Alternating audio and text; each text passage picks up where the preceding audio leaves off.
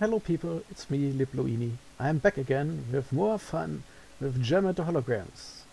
Here the goddess of TNN, Elf Nations, in my Let's Play of Dominion 6. And it's now fall in the year 2 of the Ascension Wars. Lots of messages this turn. First, one of our mages has still cast End of the Rainbow, but found nothing. Our Astral Princess is still searching. Still. And there have been some changes in our capital. First, still searching. There's apparently still some. Oh yes, there's still some provinces left for her to discover. First, Belmar keeps on recruiting. I keep forgetting it takes 2 turns to recruit here. If I have enough money left over, maybe I could build another fortress later. Of course not right now, because we still need any sacred we can. So we'll keep recruiting recruiters here. In a way. There is of course some more naming. I renamed some people to fall more in line with the lore of Gem and the Holograms. Great 80s cartoon. I did this behind the scenes because I had to look up the spelling of the names like 10 times, and that wouldn't have made for fun watching, so I preemptively exercised it. First off, our current army leader here, the Rio Pacheco, or Pacheco, man, I hope I'm pronouncing that right, has been a while since I actually watched that cartoon, is the guy who later becomes the girlfriend, I mean the boyfriend of Gem and the Holograms. He is also part of a really silly, non-existent love triangle with Gem and her alter ego, the random musician girl of the Penton family, which, by the way, has now her little sister here, since Gem is already here, protected by the holograms of her synergy machine, inherited from her father. Great scientist, invented a super hologram machine, but then did nothing with it. And her little sister is Kimber Penton, who is now a 2 sorceress with a whip. She and Rio and our growing stash of dump-ass she-lords will be the next army to march from here. Ache is still throwing out spells, and Isolda just forged a nice pair of boots. Reinvocation, stealth.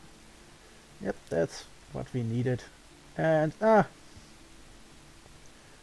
any weapon is better than no weapon, and since she has great stats, buffed of course by her direwolf pelt, this means she has an easy time hitting a lot of things.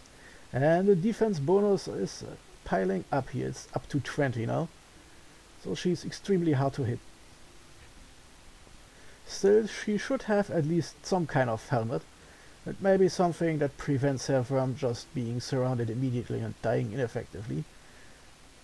It's still a long-term project, because of course be silly if I immediately lose her. So any not too expensive shit I can give her, like a horn, that would be fun. Of course, she is supposed to use spells mostly. But of course, if any enemies get close to her, then she has to do something. And oops, misclicked. I wanted this thing here. The horn's helmet gives an additional attack, a gore attack. This is an attack that does magic damage and counts as an attack with my... oh, well. Now that's confusing. So the helmet counts as a weapon, but also as some kind of protection. If I read this right, then using this as a weapon will reduce attack and defense and give another attack in turn, and it has lots of protection. 22 for the hit is not bad. Drawback is of course we just spend so much time piling up her attack and defense stats, so it would be a way back.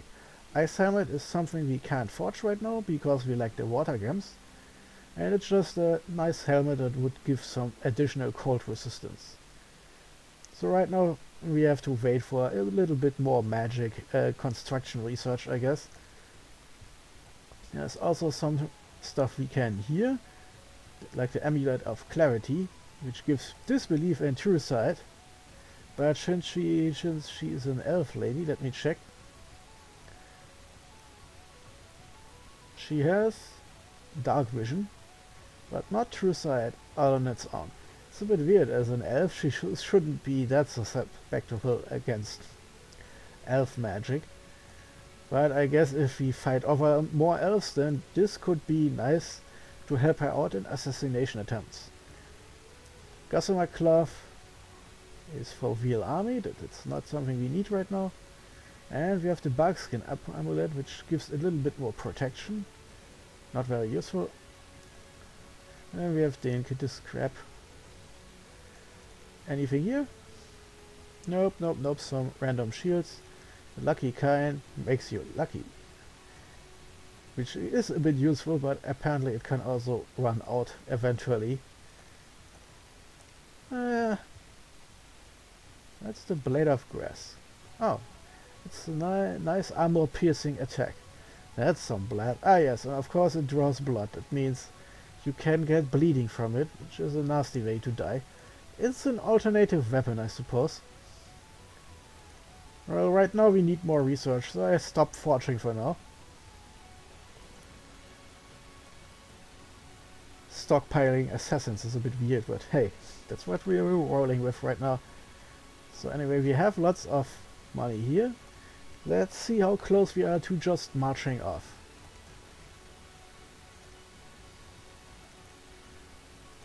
Adding some units to the stockpile here. Yeah, I guess it's close, but the she-warriors are still expensive enough that I won't use them as bait, but maybe I split them off as defenders.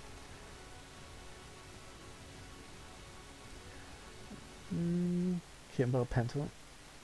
Oh yeah, of course. And I forgot here, the second big mage. Since she has more nature than Kimber Panther, this means she will stay here as a potential summoner or forger. She is Pizzazz, the mistress of the Misfits. Pizzazz, who has also a less silly name in her private life, she is called Phyllis, is the leader of the band The Misfits. Not the real The Misfits, but the Misfits who are the rivals of German the Holograms. Cute, isn't it? I'll probably add some more band members in the future for both the Misfits and German the Holograms.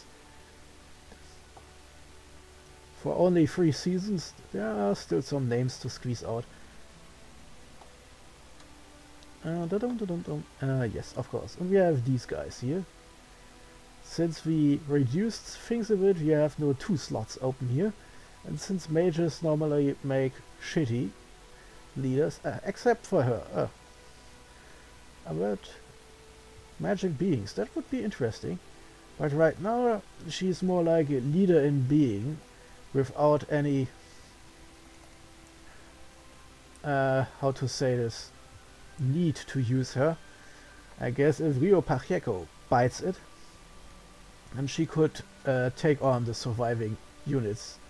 So 72 is still below the number of 75 units she can command right now. But as the little sister of our goddess, let's give her some nice retinue. She would also be the perfect caster of Twilight for this particular army. Too bad that's still some off. Concentrating on research now, and 289 per month. Yeah, next turn we'll have evocation, and something like 250 spills over into alteration.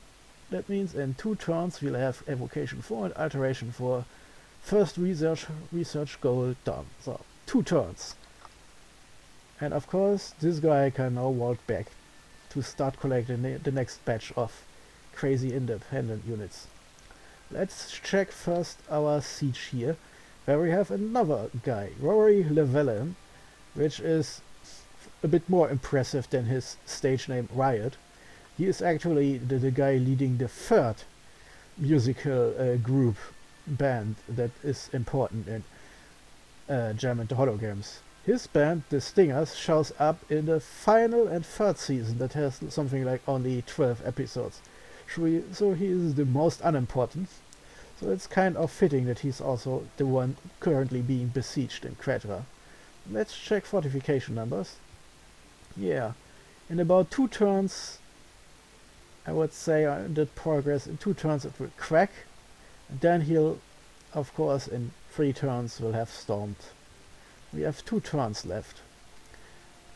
And with the current research speed, that means that in the turn where he can attack, we'll have our spellcasters ready to rumble. That would be nice. So we still have no idea if we can beat him straight up with the giant stack of giants. But I say that's it.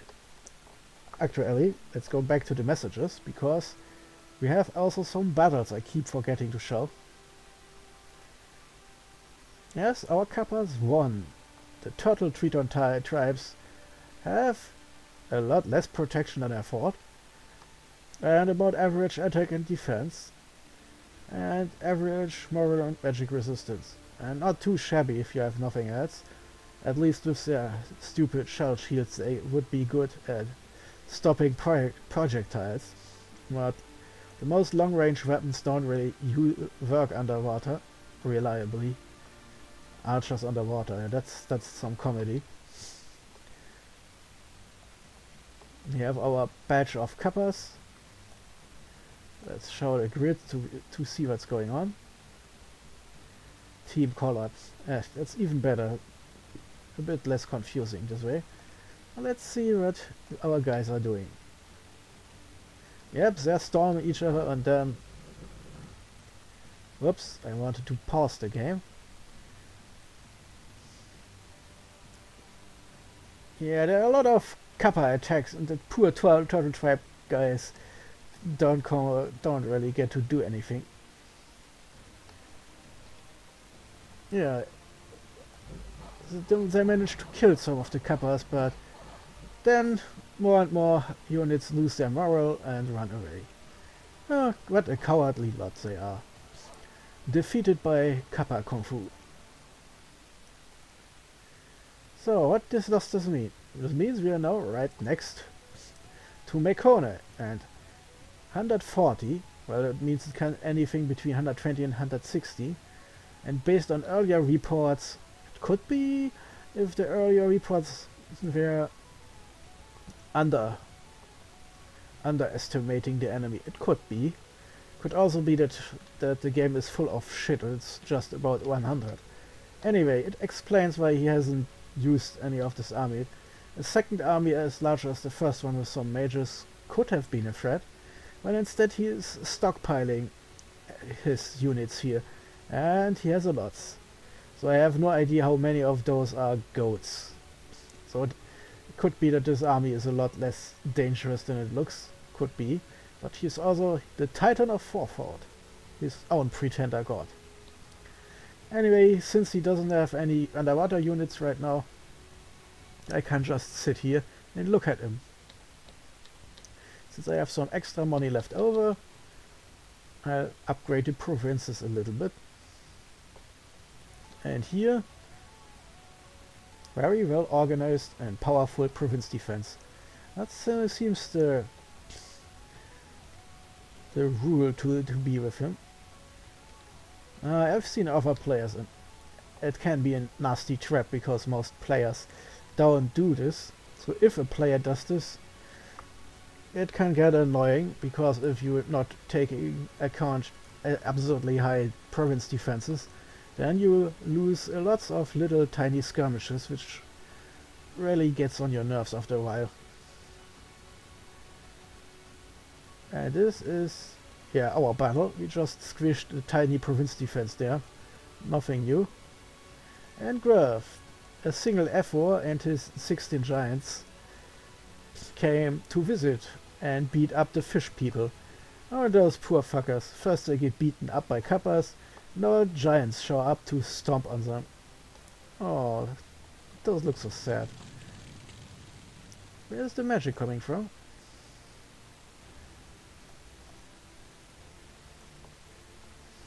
Ah, here he is. Yeah, he upgraded himself to level 3, but he's also all alone and has already lost an arm. Strength -1, he can't use as many items. Well, it's interesting because this means he can't basically use one-handed weapon or a shield but nothing else. Kind of funny really, but it's also not really dangerous for some random mage. Of course, F-Wars I see now, we're in our luck closer. They're really good commanders with normal units 155 and 65 magic beings. And it's not exactly as if when you put normal units here or magic beings there, they're not taking away units from the other categories, so you can stockpile both at the same time. And up to 3 squads. Nice, nice, nice. As an Inquisitor, he is really good at preaching against other faiths. And he's also a priest. Fire resistant. Yeah, that would be important if we actually would use anything fire related. You're completely the wrong nation. So, and A4 is apparently a fair more bit expensive than I thought it would be, considering it's also their main leader. Then we have, of course, giants. Big, beefy, protection high, and so on. But considering that our sacreds deal where they have high attack skills and will hit over and over again, where they at the same time can be killed with a single hit. But yeah, further 13 against over 20 on our side plus the blur effect. Of course our 12ers are a little bit weaker than that.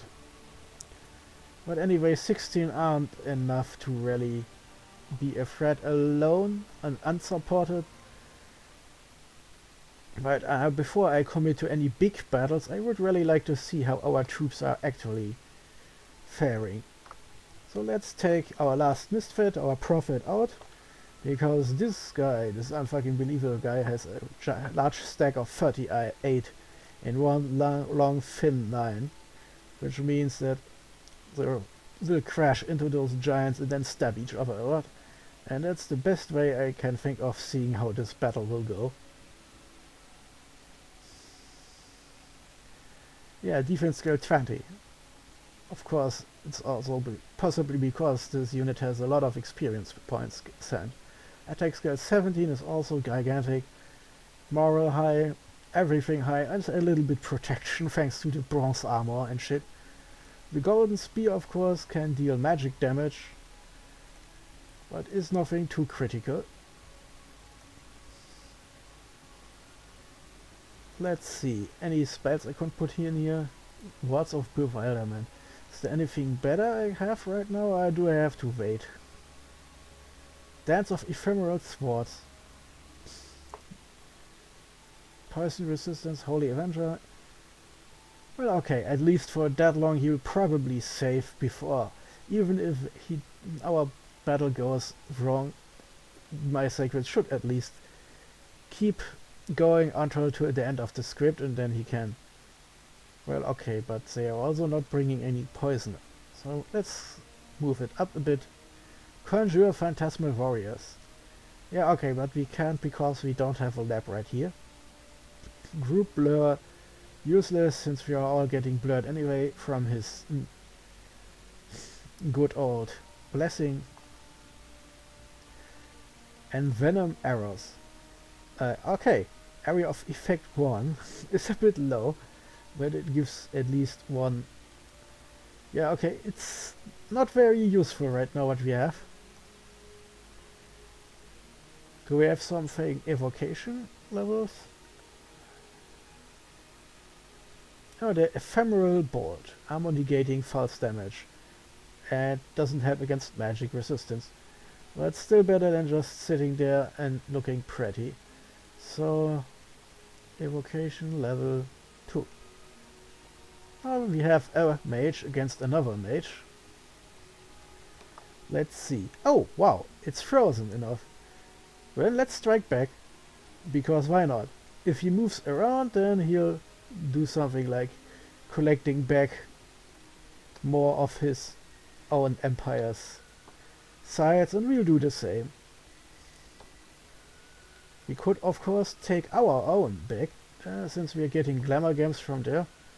And maybe I'll entice the enemy from moving some troops back, thus gaining more time for us. Because really, 2 turns, it's nice, but of course since I'm using no... Okay, those guys here can't research anyway. The remaining army should be strong enough to take the 4, because as a palisades it has only minimal defense, even if some of them might be giants. 16 should still be not enough to move that army out of there. And fortification status. Yes, of course we can't see. What was the message again we got? You can only see your own fortification status. You have started to destroy the fort in Kuna Era. The walls are critically damaged. What this message tells us, since there is absolutely 0 units inside except the automatic defenses, this means as soon as we crack them open, we can easily get it. I already told us, but it also means that we are rushing down the defenses far faster than before, since there is now no one in there.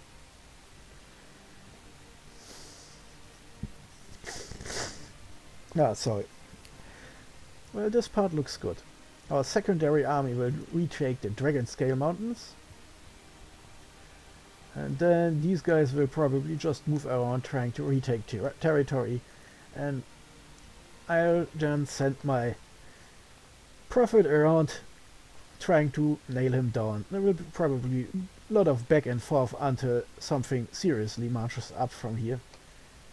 But since Mekone isn't moving, I'll try my best to destroy what I'm already seeing. So nothing new here.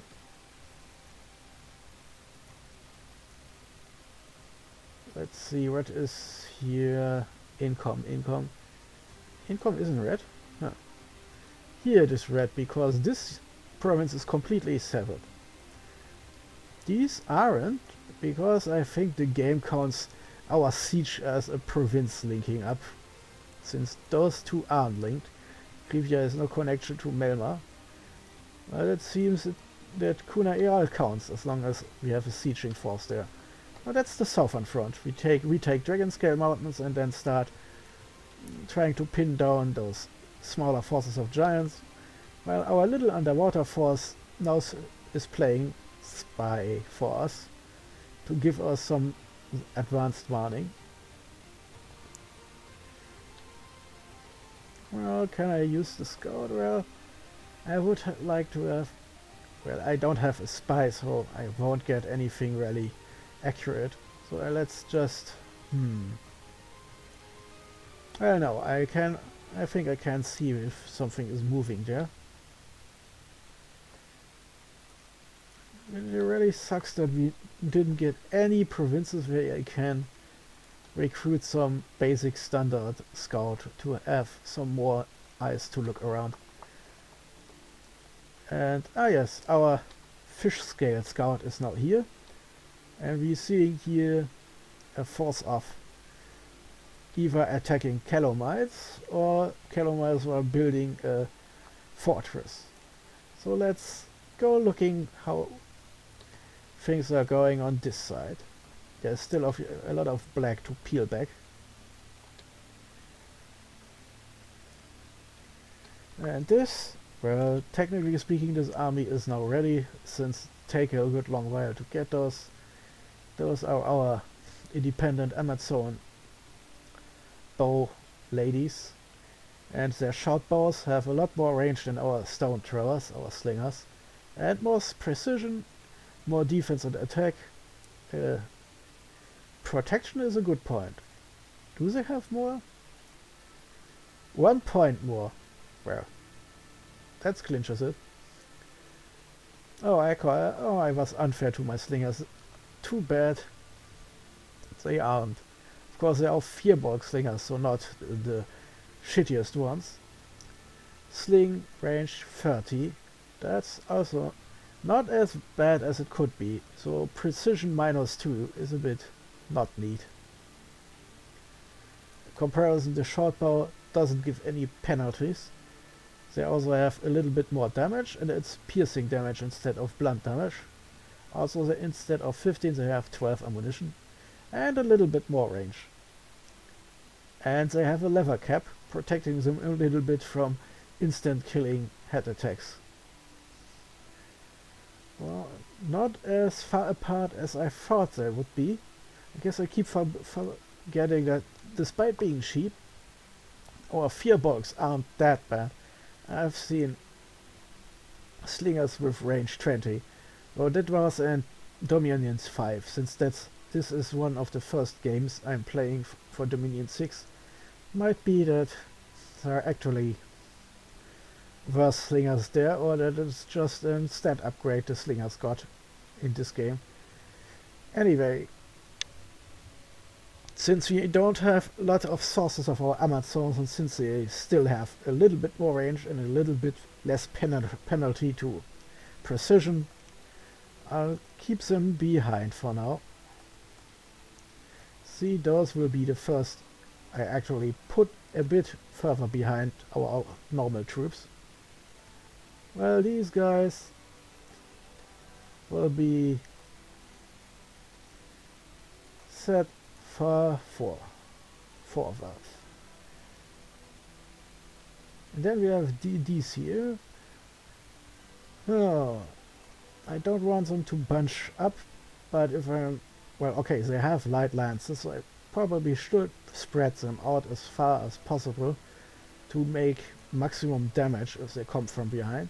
Since they can fly, there's a good chance they will actually get to the other end of the battlefield. And then we have this chunk of sacreds. Hold and fire, so they can again get blessed and then move slowly forward. I'll put them in between our two units. Let's put our mages a little bit further back. Ah yes, of course, it's our capital, so we have tons and tons of mages.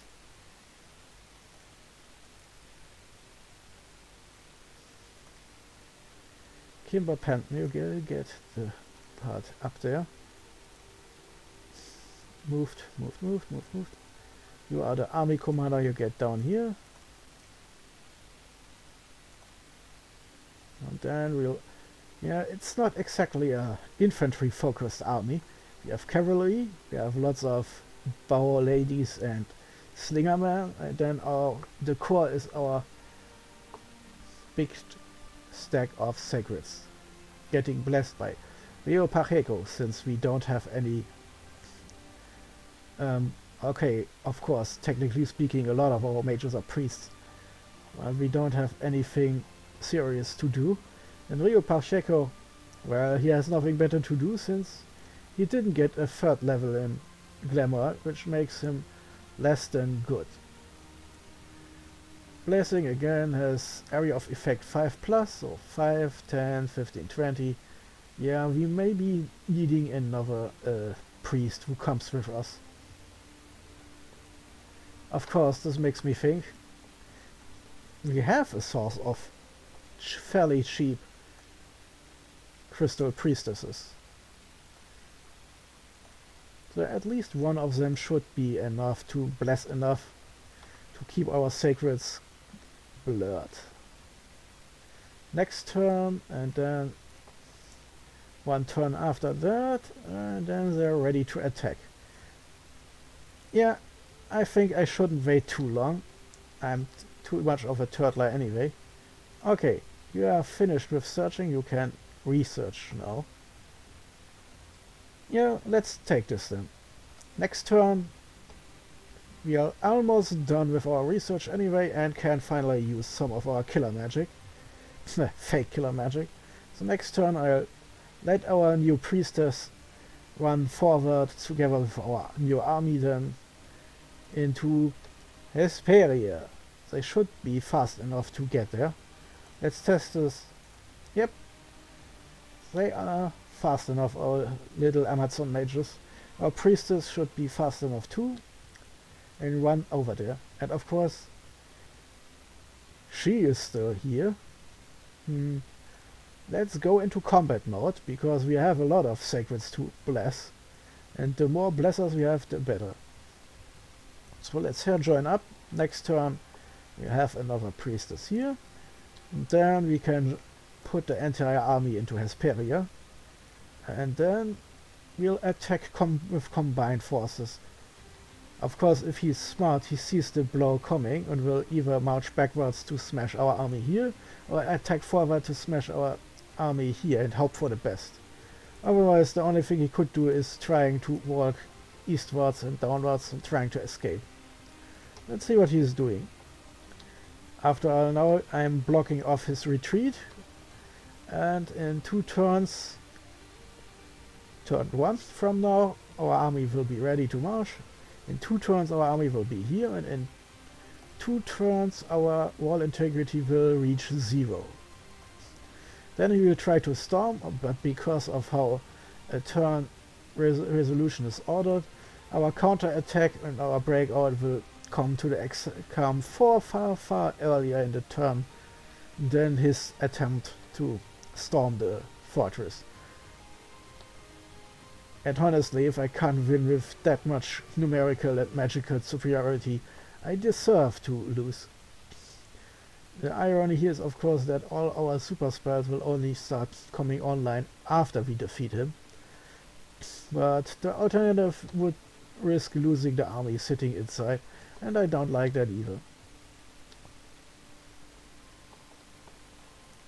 Since we have tons and tons of long-range units, I guess I could try getting some behind. Well, there is of course a reason we can't just attack rearmost with long-range weapons, because that would kill a lot of leaders and is something you can't really defend against.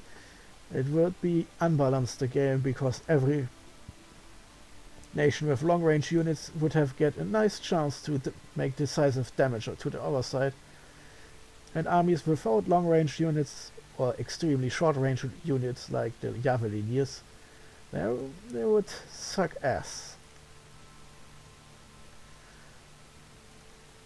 Well, let's hope for the best. Our Javelineers also have long-range weapons, but since they are more on the short-range long-range variant, better just throw their shit at the giants and hope for the best. But that's it. Next turn, our capital has an army ready to attack, and will then march forward. And then 2 turns from now, our magic will be ready, and he is seemingly exactly 1 turn too late. Let's confirm numbers. We have 300 now that I've reordered things a bit. So 270 approximately will be left over. That means 130. Yeah, so we can actually start moving that army in 1 turn, because even if our research then reduces itself, Alteration 4 is close enough that we still get it before we actually have to attack. Just note to myself, next turn I'll have to preemptively stock Kimber Penton up with Gems so she can cast Twilight then. And then let's hope that's not a night battle, because that would be funny. Dumb but funny. I guess then I get to see what the AI would choose from me if the script isn't working. So, Love the Long-Handed stays here with his 2 buddies, while the last misfit goes on the offensive. They stay here in Cozy, and there's not much to do. Let's just let him stay here. So yeah, that's it. Next turn, Dragonscale Mountains are ours. These guys will retake some more territory on their end. This little fortress will be cracked open like a nut, and our army up here will be ready. In 2 turns, we'll have troops in Hesperia ready to counter-strike.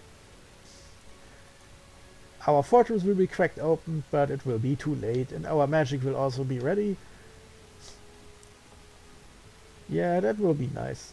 Of course, since I don't know how exactly things will fall out, I'll have to preemptively give Rory Llewellyn of the Stingers. A little package of, let's call it an insurance, just in case something goes horribly wrong when I try to match up our two armies. Because this means he at least will be able to use Twilight even if my second army is somehow too late, because there could all manner of magical fuckery, random events or something suddenly break up our march. There is still other stuff earlier than our movement in the turn order. So, and I really don't want to lose to a 5% chance of bad luck happening, because I love bad luck. It's my best friend and very strong. Yeah, on their own. No, nothing to be done here. Let's see how this works out. Because if we manage to wipe out the current forces here, we can just roll everything back. And since 140 units approximately plus mages and plus a titan is a hard nut to crack, I probably in the future will walk southward to finally get those dumb forest provinces I want. There's even a pre-made fortress here that I can take. And I hope I can upgrade a city palisades to my own fortress, because sometimes the interaction between the different possible types of fortification can be a bit odd, to say the least. Well, nothing happening here, so let's get back here to see what's going on. Yeah, he started recruiting again here, but he seems to, for now, concentrate on recruiting stuff in his capital. Well, he has to. He has only this tiny palisades, and we are blocking this one. Anyway, I think I've squeezed out anything worthwhile. So then, Diploini out. Until next turn, my friends. Hello people, it's me Liploini, and we're back with my Let's Play of Dominion 6. By now you know the drill, yeah, blah blah blah, German the holograms, she's the goddess of TNN, TNN elves. We try to conquer the world and make German the holograms into the perfect goddess of music. So our war against Mekone is still rolling, and we managed to indeed finish Evocation 4. And then Alteration 4 is 318 to 131. Yeah, even if I start moving stacks of mages around this turn, we'll still manage to get ready for the big battle I've planned. And the small battles. Oh yeah, and Ache has cast another spell, but found nothing. No end of the rainbow for her. Back to the messages. First battle in Melmar. It's those little stack of 16 giants moving around, negating our progress. At the same time, dragon scale mountains. We go around and negate his progress. So nothing has changed. Just two provinces changing sides. In Rivia we got a ferry court. And the local lord burned. Woods of the ferry court have been burned by a local lord. Ah, that's a bad event. We got drain +2, death +1, misfortune +3, and 1 airgam. Ah, those shitty Rivian lords. I guess they deserve getting stomped by giants next turn. The faraway sea. Unrest and more taxes. This is good, except for the poor bastards who have to pay the taxes, of course. Then Belmar. We found some earthgams under a huge rock. Yeah, some events are simpler than others. Then we broke open Kuna Era, and Quadra is still under siege on our side. Let's take a look. Yeah, obviously we took this back. So let's put in some minimum defense. Don't want it making too easy. Don't make it too easy. The giants are moving southward and will either move to Konberg or back to Kuna Era. Well, we are 16, so there is no possibility that we could lose, but we also don't want to. First, storming. Since we broke the fortification open, there is nothing left now. Fort is under siege and the walls have been breached. So now let's see what our troops can do if there is less place to maneuver, because it's just everyone bunching up in a huge hole in the walls. Should be ideal for our little friends. On the other hand, they can't hammer down on too many of us either. I'm interested to see where the defense goes. A lot of the giant nations have stone hurlers, which, well, they don't have a lot of range, but they're hurt as fuck and can really destroy an army that's not mobile enough to get through the entrance. And of course, the last misfit, since it's the army alone is probably not enough to take on all those giants alone. Well, let's take some insurance. So I'm doing this now, just in case this army moves forward, because if there is some fuckery, according how the turn order goes, if he moves on there, what should happen is that he puts himself on top of our army inside the fortress, because we are first, I think. But no, wait, if he attacks now, he should get a chance at driving us off. And then we get a chance to storm the fort. So, regardless of what he is doing, we'll still do this. First we'll destroy him, then this. So let's do something evil, because there isn't that much where he can go. And yes, I'm speaking about this. And that's far enough away that we still can easily retreat.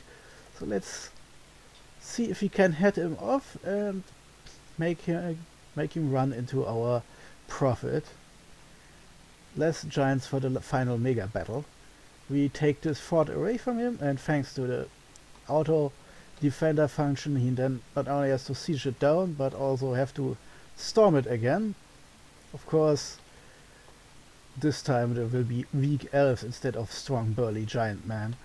So he probably has an easier way, but he has to make the same decision we did earlier. He can either choose to stay and storm, or to bypass it to get to our armies further and faster. And if he gets stuck here another turn, that's good for us. So, here, as our spies have reported, now the only thing left here is a bunch of goats and lizard shamans, and of course his pretender god, still powerful.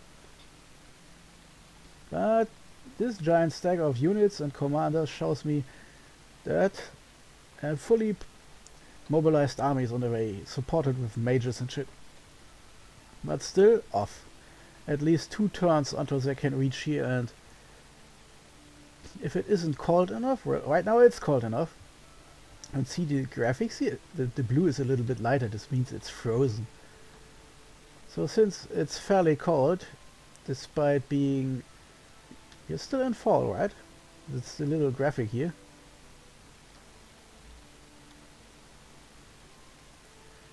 So, this means, yep, it will be frozen, and in 2 turns we can be at Kuna Eral again. In 1 turn we have the fortress. And this little mini army will hopefully be destroyed. The next turn he'll be here and here. And then we'll simply retreat in front of him into the Dragon Scale Mountains and form up again. And at this point things will come to a close here, because our fortification will be broken next turn. And then it's go time. Oh, we could strike from here, that's good. But I'm not sure we should want this. Our prepared army here. With another mage ready. Can we? Oh, no, sadly our slingers slow us down too much. So we'll have to put the army here in reach.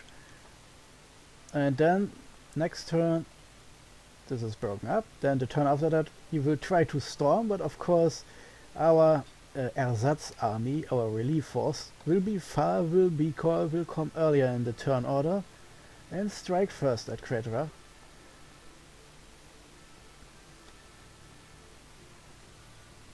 And research wise, we did a dip, but not deep enough. Alteration 4 will be ours next turn. Of course, this means we should bring some gams for a big battle. Let's take this. Twilight doesn't cost too much, but she is a big, strong sorceress, and I want to see what happens. She is also not exactly protected, so I better keep her as far away from the front line as possible. And thank fuck those giant guys don't have extreme long range options or even flying units. Makes my life a lot easier. And of course, this lady will join up with the army. Now placement. Whoops, wrong shortcut. I meant this here. More sacreds for the sacred pile. Yeah, we don't really have enough of those.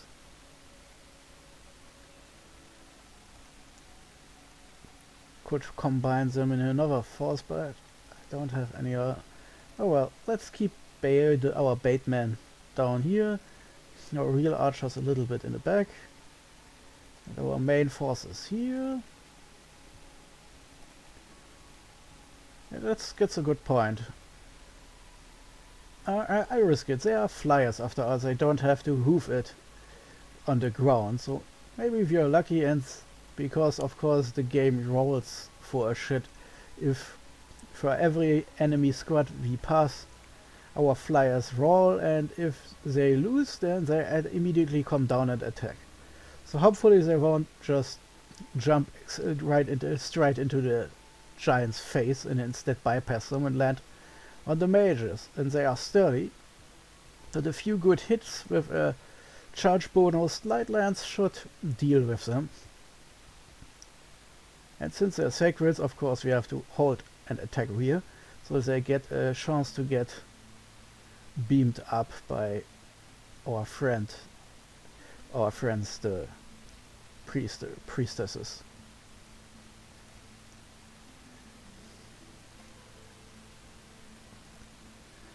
First, safest would possibly be behind the archers and the two others. So let's put them here.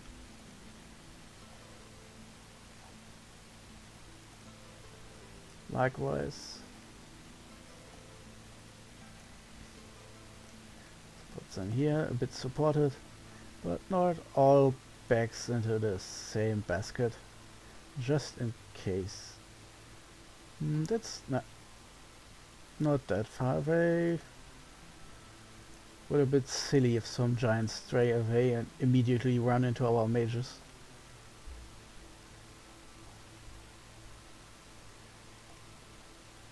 And where are you? Ah yes, I put him there already. Let's move him a little bit upwards.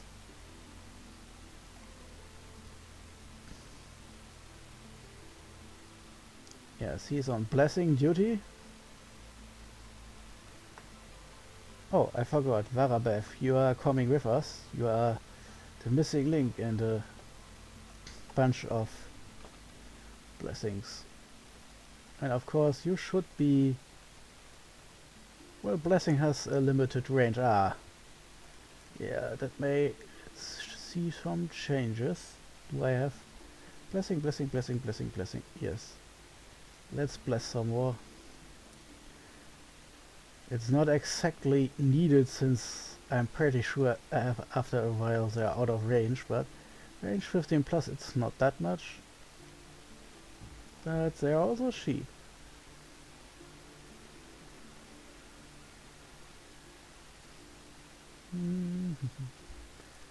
Oops, okay, that's a bit too far forward.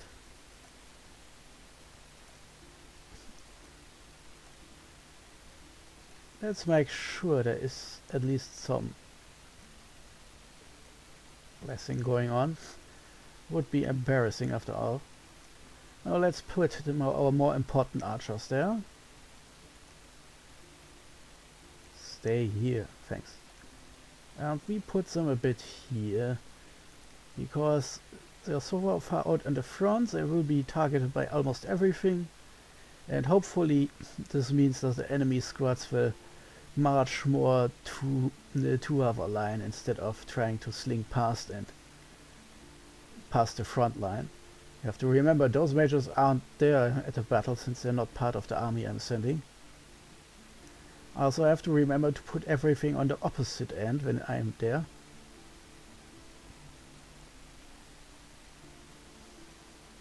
Five, 10, 15, 20, 25, 30, 35, 5, 10 overkill. Those aren't sacred. Oh yes, that's what this makes sense.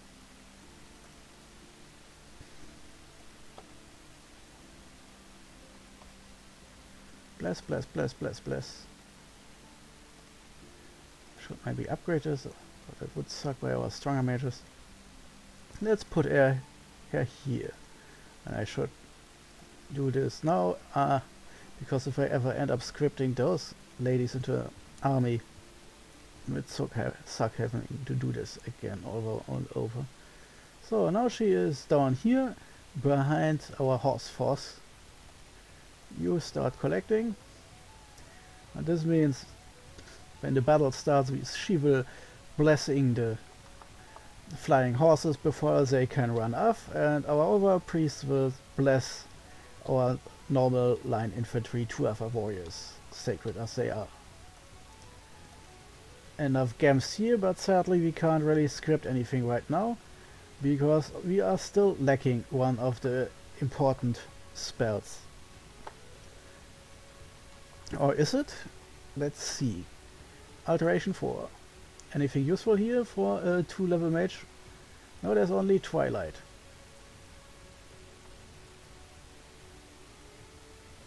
All units have precision -2. But most of the units have dark vision, so that's not a problem. Glamour mages get +1 glamour skill. Good, then we'll have to hope for the best. There's some more neat spells at level 5. For later, maybe. I'm greedy. Can we script our lesser mages now? What do we have here? We have scripted up to 6. Oh yes, of course, the standard. I have no powerful spells here. The group blur spell. The reason for this is, of course, ephemeral blast. You know what? I could actually start doing this. I have to, of course, first look up how long Twilight takes to cast. Casting time 200%. So in other news, this means our lower level mages can only start with the magic bashing if the main mage has cast Twilight and it has taken effect, which takes 200%. So this is 1 and this is range 20. Yeah, probably not hitting much, except of course we have our archers, and blurring them with this group spell would be nice. Fatigue cost is extraordinary. At this point we are at 50 already. Let's see what we can squeeze in here. The ephemeral blast.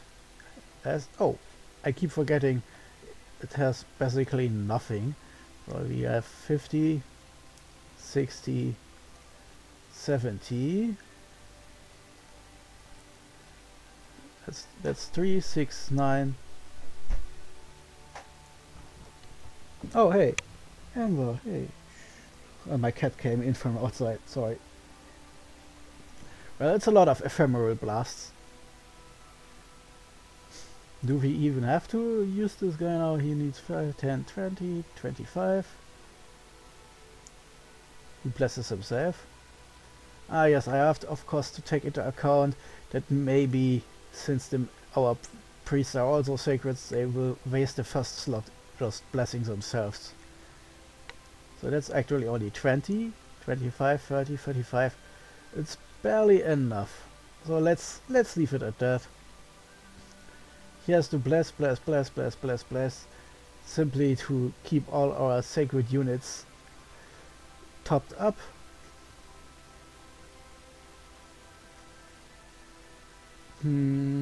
we need of course at least some research, but I'm thinking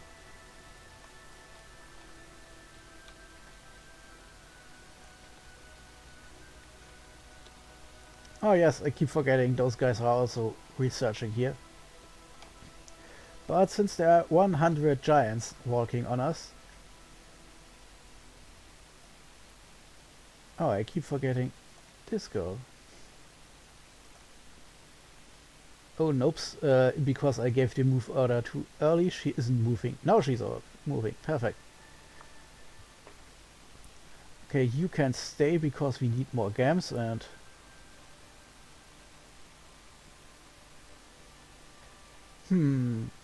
There's a lot of group blurring. I guess I could make a variant of that casting shit. Okay, that's enough so. The rest are on duty here. Research, forging and shit. And do we still have enough? We still have over 200 and only need 130 approximately. Enough. So let's go to magic scripting. Because this mage is still caught up in our level 1 blessings to keep everything up. So of course, since he's level 2 is possibly he can get more done.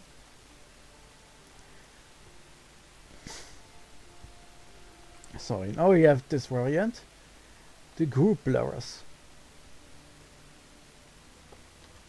Useful is since group blurring also takes 100% and Twilight takes 200%. This means after these guys are finished with their 2 first spells, Twilight has taken effect, and then Ephemeral Blast should be a go.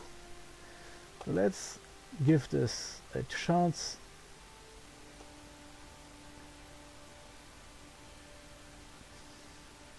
Of course she can do this now, and of course the first spell next time will be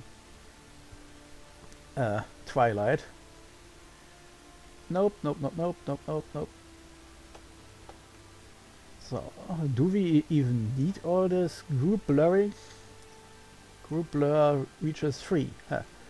3, 6, 9, 12, 15, 18 approximately. And we have at least 20 of those plus 18, 18, 18, 17, 16, 15, 14. Yeah, okay, that's actually not enough. We need the bigger blur spell for this. So let's leave it like this. What happens if the scripting works out? Oh, you can have a scripting too, even if you do not come with us. I have no idea. Get spells.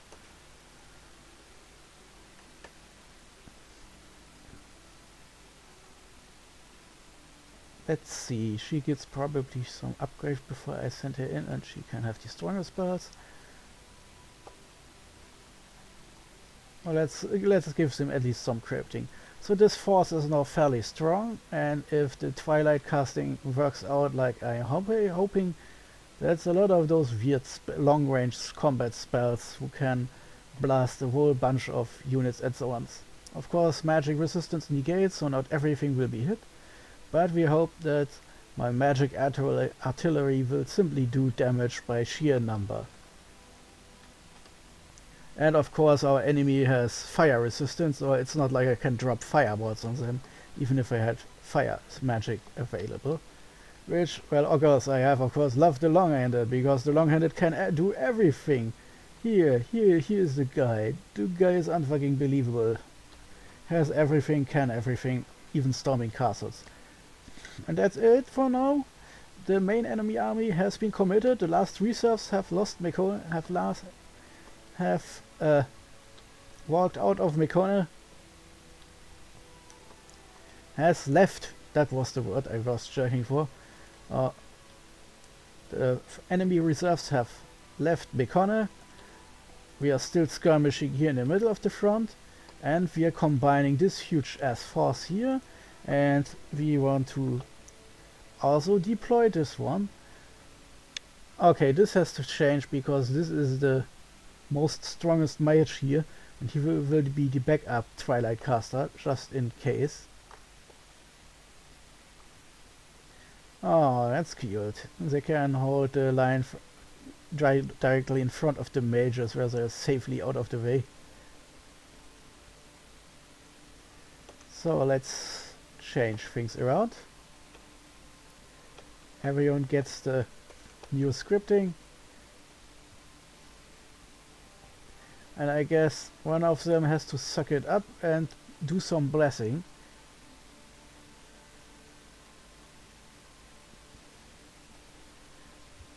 Of course, yeah, of course we need to group blur even more here, since we have far more non-sacred units. But we also need to blur up our sacred, since they are far more expensive, and the normal Chi warriors can be recruited anywhere. Our sacreds not so much, so they are limited in recruiting. I still have a turn left to think about things. Of course, first things first, let's upgrade his package to the full 8, just in case. He will probably need at least 4 gems to cast Twilight, since he is under-leveled.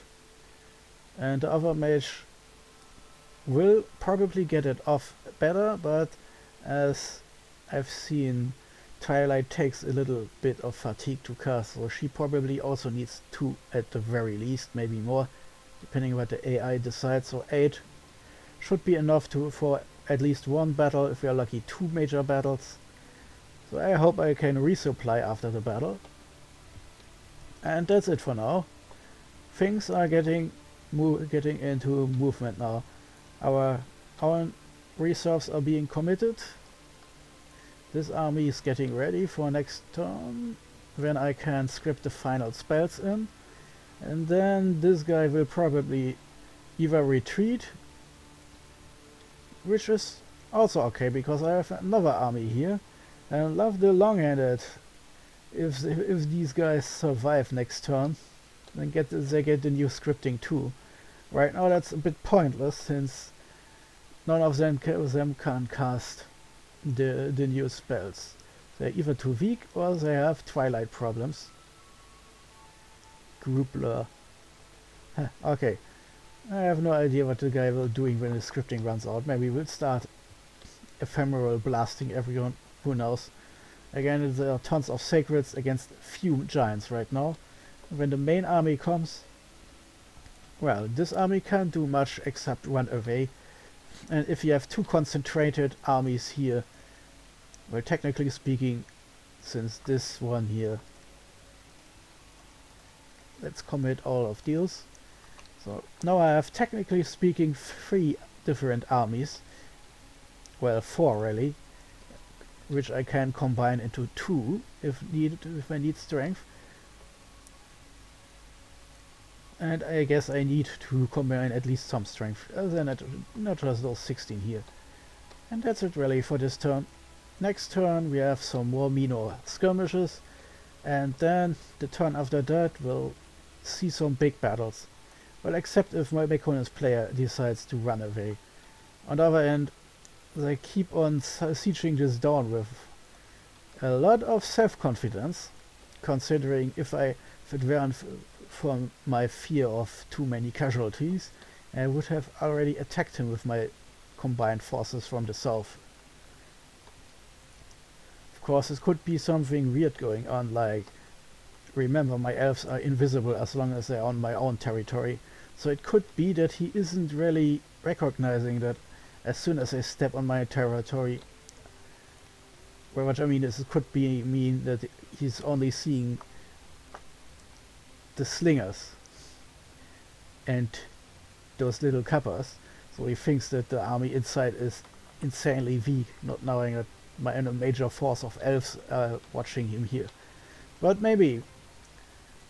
Another hint is if our new army is here, because it's mostly some archer ladies, archer horses, and some more slingers. So if he looks at that mass and thinks he can go for it, then yeah, he probably isn't seeing all our elf forces at all. Of course, we are sitting here and are clearly visible, and here we were visible until now. So there's a good chance he he will simply walk into Conburg, not knowing that we are heading him off with our counteroffensive. But anyway, not much to do here. Research is ticking along. Let's take a look at our recruitment here. Yeah, that's also ticking along. So we have some extra money left. So let's start up with our next army.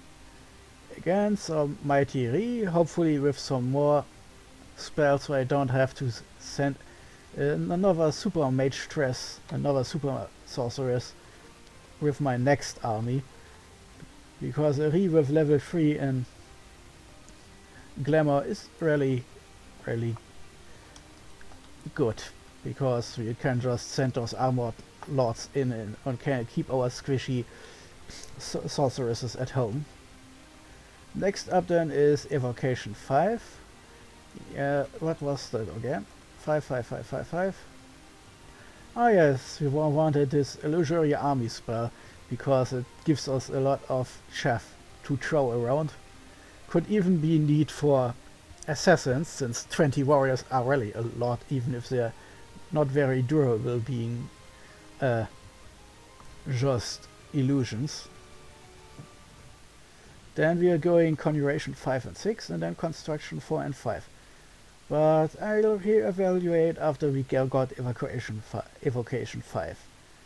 Maybe I'll reverse the order at that point, since Construction 5 will give us better magic items.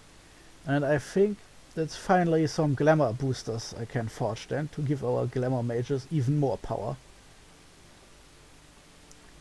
And yeah, I've squeezed out everything I can think of. Oh, I forgot. Let's see our scouting. Ah yes, he is underwater now, so let's continue to scout. Let's see what is over there.